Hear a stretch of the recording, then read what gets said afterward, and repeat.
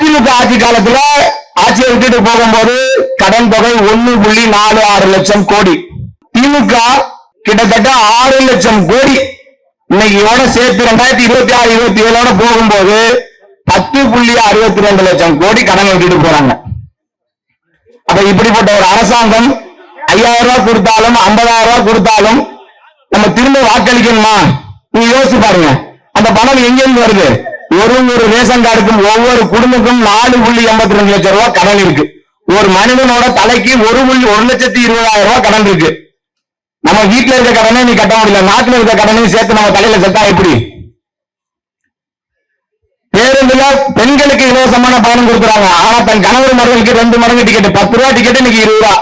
அப்புறம் நீங்க இலவசமா போனா இலவசமா போட வேண்டாம், உங்க கடனை உங்க காசை சேர்த்து நானே கட்டிடுவோமே. எங்க அம்மா இலவசமா போயிடுறாங்க, அவங்க புள்ள நான் 10 ரூபாய் கட்ட 20 ரூபாய் கட்டுறேன், நம்ம குடும்பத்துக்கு சரியா தானே போச்சு. அப்புறம் என்ன இலவசம்? இலவசம் தெரியல. அதே 10 ரூபாய் என்ன டிக்கெட் கட்டணும், நீ 10 ரூபாயை வைத்துக் கொண்டு பெண்களுக்கு இலவசம் சொல்லிதான் பரவாயில்ல. வீட்டுல இருக்க ஆண்களுக்கு 2 மடங்கா நீங்க ஏத்திட்டீங்களா?